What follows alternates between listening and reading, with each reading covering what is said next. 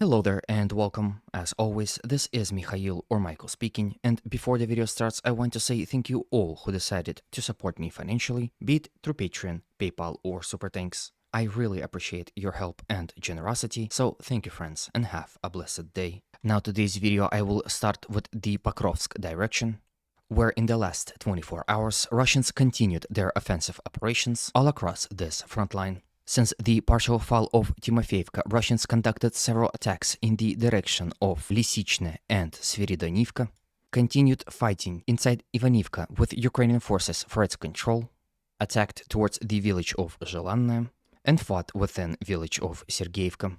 So far, Russian attacks towards those two villages were unsuccessful, while the fighting in Ivanivka continues without change.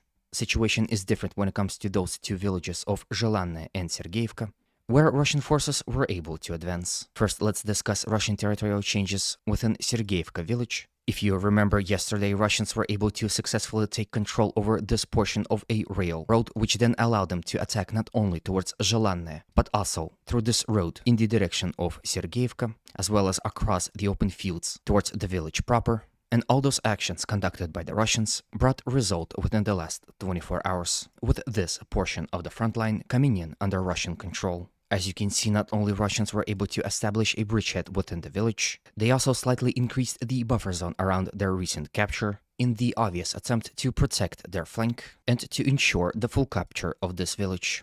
If I zoom out a little, you can see that little is left for the Sergeyevka village. With Russians now holding this front, they can easily commit into attacks towards this village from this axis also, now attacking Ukrainians from the west as well, and with attacks already coming from the east and southeast, the likelihood of Ukrainians holding out in this village is very little. Of course, Ukrainians can decide to reinforce this village, but as you can see, it is fairly isolated from other villages in this area, and supplying and supporting Ukrainian formations fighting in this village along those roads can be proven dangerous. So in conclusion, I think the village of Sergeyevka has about 2 to 3 days, as the dynamic of Russian advances on this front line implies. When it comes to the village of Zhelanное, situation is slightly different. Now, despite the fact that Russians do hold this portion of the front, so far they had not advanced into the western outskirts of Zhelanное village.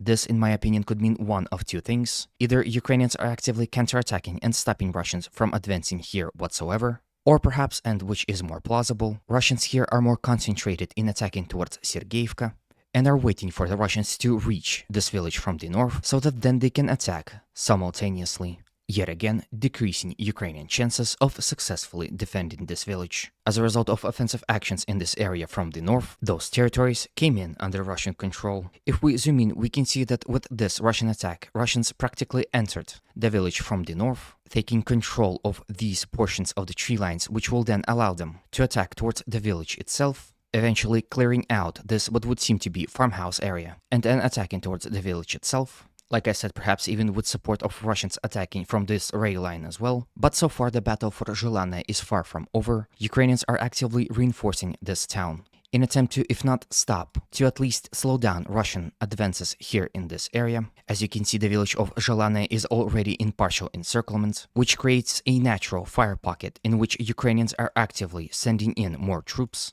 And just getting inside this village is a hard task out of itself. For example, here on this video you can see Bradley infantry fighting vehicle attacking along one of the roads towards the village of Zhelanное. However, as you can see on the video, that attack was highly unsuccessful, and generally that's how they all end on this particular portion of the front line. Despite continuous and relentless Ukrainian attempts at changing the situation on the front line, the balance of power is in Russian favor, so is the initiative.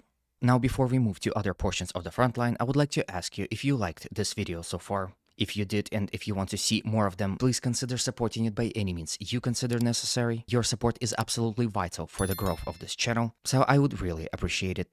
Thank you so much in advance, and let's move on.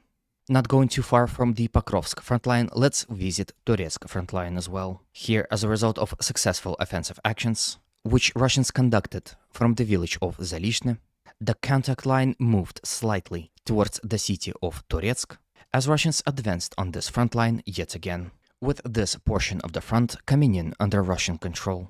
Here, Russians successfully captured mine complex that is located here, as well as advanced and successfully entrenched themselves within the first houses of Toretsk city. It is also important to note that according to some news, which I also trust, Russians captured about this much territory from the Ukrainians right in front of what would seem to be a hill. Again, usually those sources are correct, so perhaps tomorrow I will be able to cover those territorial changes in its entirety. If this Russian territorial change is to be true, we can safely assume that Russians are attempting to capture this hill and are planning to enter this forested area in attempt to reach Toretsk from this axis as well. As Russians are actively fighting towards Toretsk city itself, they are being actively counterattacked by the Ukrainians, mostly of course along this road here.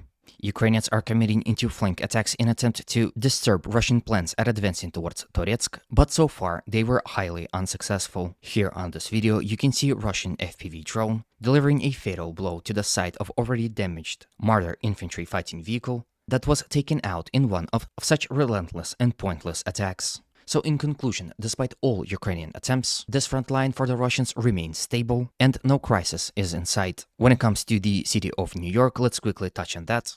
Seemingly Ukrainian attacks that were meant to push Russians away from the center eventually failed. Again, Ukrainians were able to advance ever slightly within the city, but so far were unable to use that success to their advantage. In fact, over-concentration of Ukrainian forces allowed Russians to more precisely deliver artillery and aviation strikes.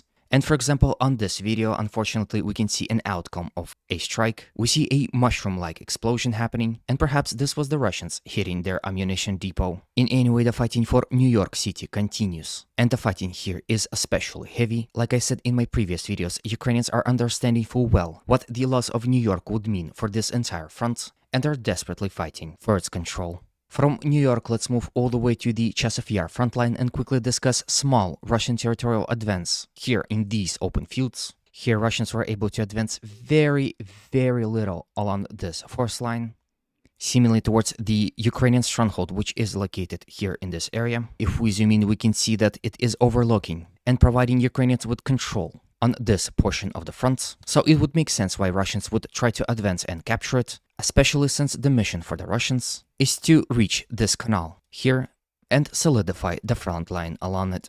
Fighting continues within Chasiv Yar itself. Here Russians are actively trying to expand their zone of control to the west of the canal. However, they are met with fierce Ukrainian resistance and for now are experiencing some troubles. While we're still here is a video of Russians attacking Ukrainian positions to the other side of the canal. This video is a bit old, and according to sources, the attack was unsuccessful, but this video is for you to show that Russians continuously and relentlessly assault Ukrainian positions in this area, and the fighting here is hard, despite lack of actual territorial changes. Then from here we go to the north, towards Liman, and we stop at Makiivka village, where as a result of successful Ukrainian attack, they were able to re-enter and nearly recapture this village, which Russians captured some time ago. And with those territories added to the Ukrainian control, Russians only have small presence within this area in the very southern outskirts of the village. If we zoom out, we can see why Ukrainians decided to choose Makiivka as their target for an assault. As you can see, it is fairly isolated from other Russian-controlled villages, which forces Russians to supply this village along the open roads, risking being attacked by Ukrainian artillery and drones. On the other hand, it is because Makiivka is so isolated, its full capture by the Ukrainians will not change any tactical or strategic situation on this particular portion of the front line, but nevertheless, just momentarily, Ukrainians were able to spot weak point in Russian defense, and the result of all this we can see on our screens.